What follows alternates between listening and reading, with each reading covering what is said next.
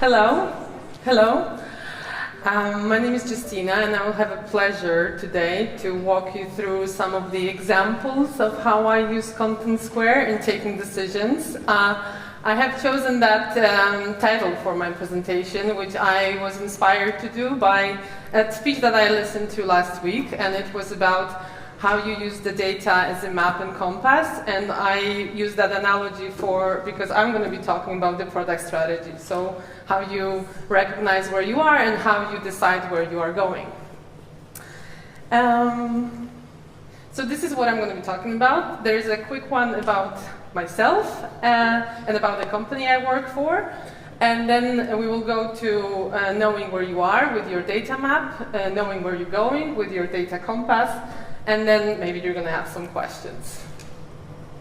So that's me, and I worked for 10 plus years in retail, first in retail, now in e-commerce. But my original background, education, is in linguistics, so I have a tendency to pay attention to communication.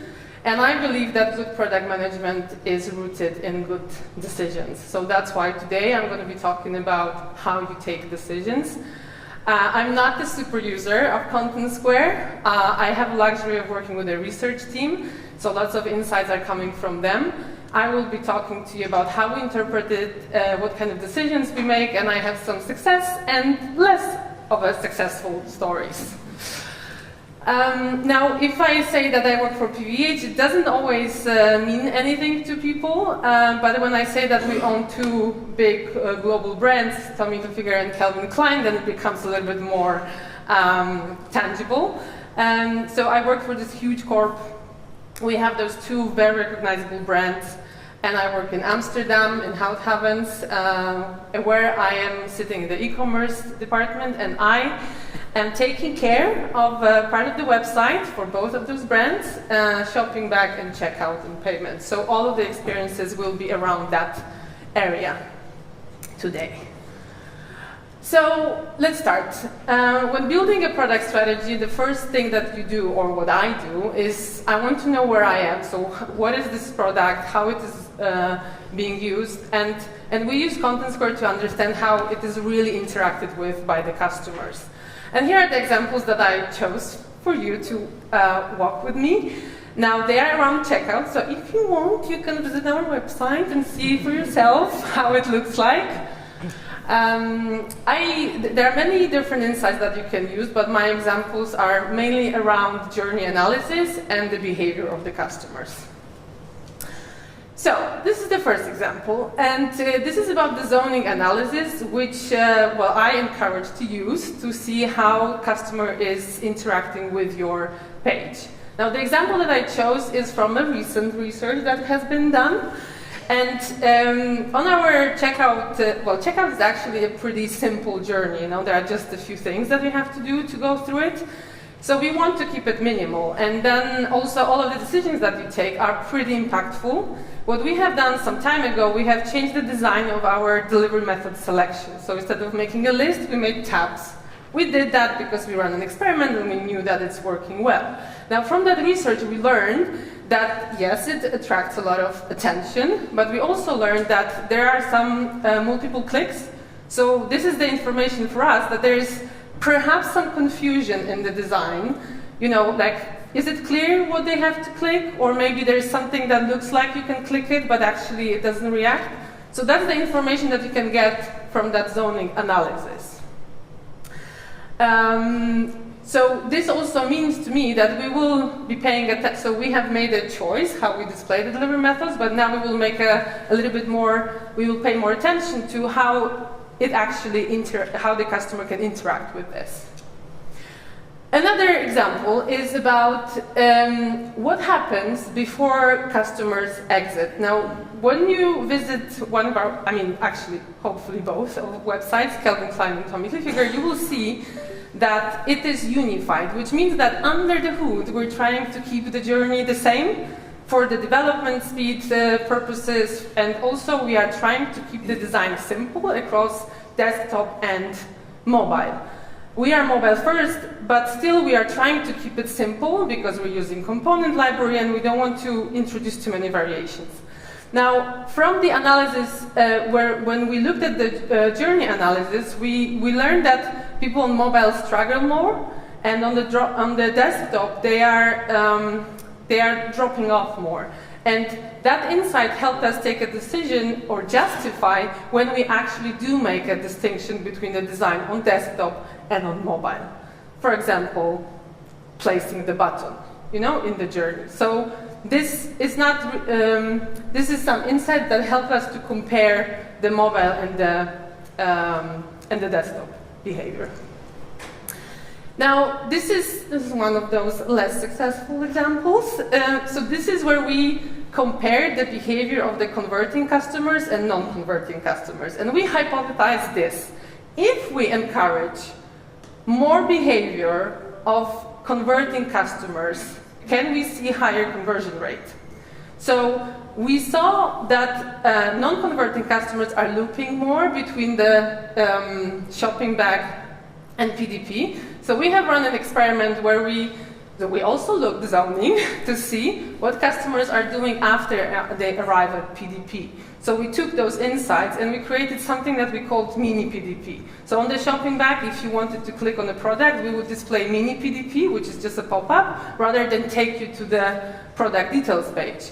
Because we believe, okay, if we're going to keep the customer on the shopping bag and we give them what they want to do, can we encourage them to move to the, down the funnel where it's desirable for us, for them to move? Now, what we saw is that, yes, we decreased the undesirable behavior, so there was less looping, but the conversion rate didn't increase. So, nice try, nice hypothesis, but this one resulted in us not implementing the mini PDP. And this is an example of understanding more of the behavior of particular segments. So here, I use this insight as a supporting piece of information. So you need to know, and this is something that blew my mind, when I learned that the customers who experience more promo code errors, which of course are very important on the website, they actually convert more. So for me that was information, hey, actually experiencing an error does not necessarily mean that you are going to convert less. Maybe it's about the quality of those errors that actually can make a difference. So what we saw here is that customers who interact with the promo code field, they interact way more with that promo code, way more than those. And that meant for us that, okay, so if we do something around the promo code, can we see that interaction maybe a little bit less? Can we see less clicks, for example? And what we did, for example, is we looked at the error messages, and we found that there was an error message for expired promotions where we told the customer to try again, which is obviously ridiculous, right? So we changed that error message, and by this we didn't prevent the error from happening, but we did prevent those clicks or the interactions to happen again and again. So that was that. So let's move on to the next part and the core of your product strategy, so deciding where to go. And I picked a few examples which help back up your big decisions, like you are deciding where you're going to do, what kind of bets you're going to make. So Contentsquare helps me in two ways. First of all, it has insights and it has data, but the second thing is that it also helps me communicate. So that's something that I personally like about Contentsquare, that it is visual, so the communication that I do to my stakeholders, it's a little bit easier thanks to it. And I focused on friction, so can you find out what's going on in the page? Are there any rage clicks? Is there anything that can we figure out what's the underlying issue? And impact quantification.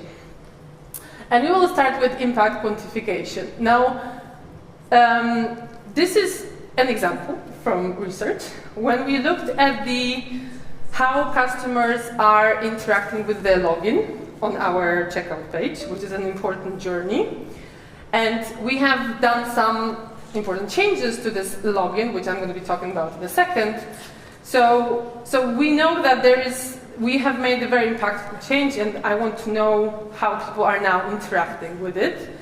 But then I compare it with the insights that we have about, are people actually progressing from one page of checkout to another? And if they aren't, what kind of frictions they are experiencing?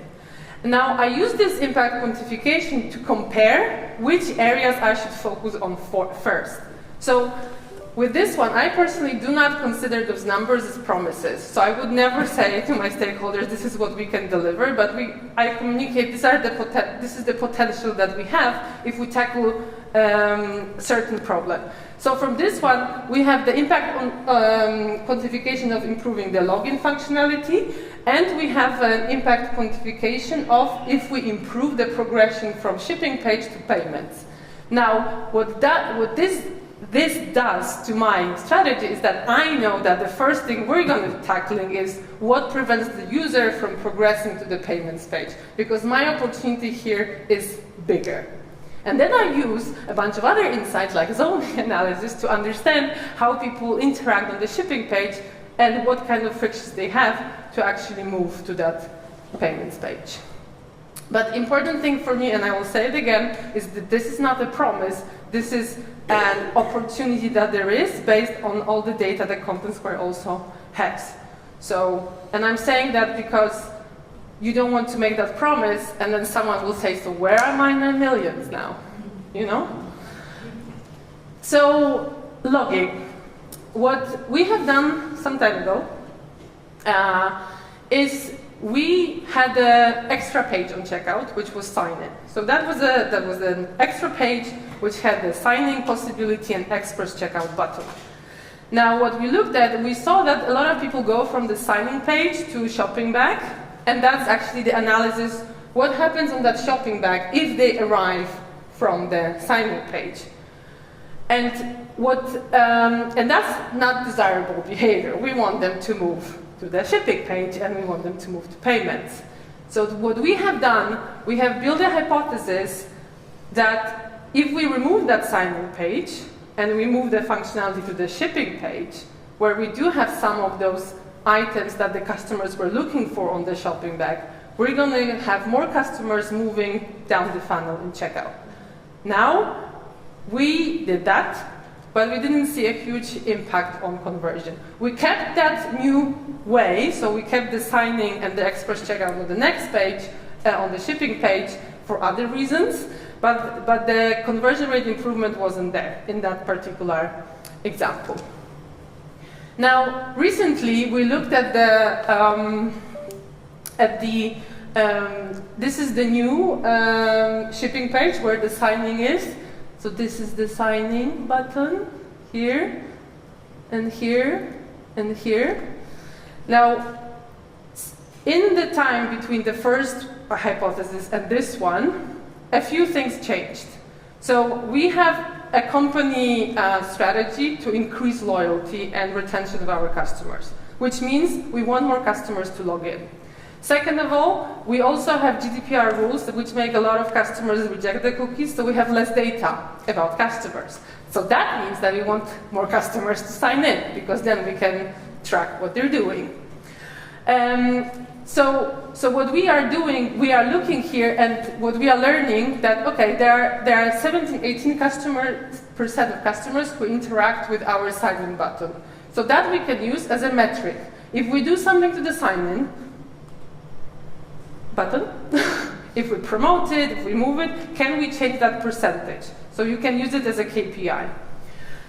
We also see the difference between Tommy and CK. So the left-hand side is Tommy, and the right-hand side is CK. And we see that Tommy attracts more people. So there is something about Tommy, I can hypothesize what it is, that attracts more people to log in faster or more.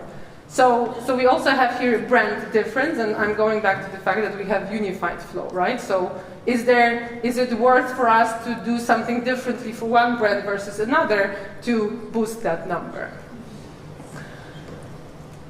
And here are other uses which I really like and I personally feel attached to.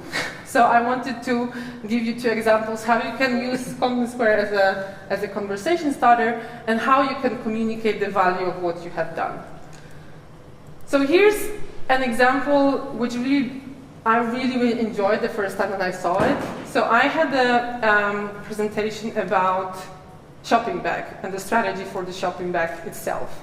And this presentation started with this insight, which is impact quantification, but it is comparing the conversion rate of customers who do visit shopping bag versus those who don't visit shopping bag.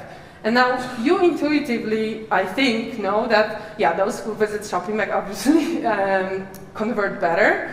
But from this we know that those who go through shopping bag, they convert 25% better. Now, it is not a mind-blowing piece of information, but it's a piece of information that you might be quite sure people will remember if you start your presentation with this, because it proves that the shopping bag is very valuable to your business. So that's why I like this example. And the last one, this is the last example that I have for you, is about communicating your results by showing what effect it has. So this is the shipping page after we removed the signing. So what it means that we moved the signing button on the shipping page, and we also moved the express checkout on top of the page. So what this analysis shows is that the express checkout attracts a lot of attention and people interact with it quickly. So it means that this design works. It also means, and it informed us, that it's good to invest in friction around express checkout, because we know that more people go through it, right? So we move more people to the express checkout, then we want that journey to be smoothened out. What we also know is that those who don't interact with the express checkout, they scroll down quickly. So it's not the problem that those buttons are on top of the page. Are you getting my drift? So it's not something that what it does, it informs me, okay, this is the area which we have done okay. So maybe right now it doesn't require our attention that much. I would rather focus on the other friction that prevents customer from going to the next page. Now, here are a few things that I would like you to remember and a few pieces of advice that I have if you are building some kind of product strategy. You can use your insights for knowing where you are in the first place. If you don't know where to start with just orienting yourself where you are. Drive outcomes, make hypotheses. Some of those examples that I gave you were done in Boulder, and they were done in a time when we were doing really well. Probably I wouldn't have that luxury right now to do it, but they taught me a lot about what works and what doesn't. And the third thing is also act with confidence. So in my role, it's a lot about communication, and you want to back up your communication with something that is tangible and it's that you have evidence for, and it just boosts my confidence if I have data that can convey this message. And that's a picture of me as a scout, and I put it here because when I was a kid, I was a scout. And I used to participate in those scavenger hunts where I had a map and I had a compass, and I had to first find out where I was, and then I had to use the compass to understand how I get from A to B. So I just left it here for you to maybe have a smile.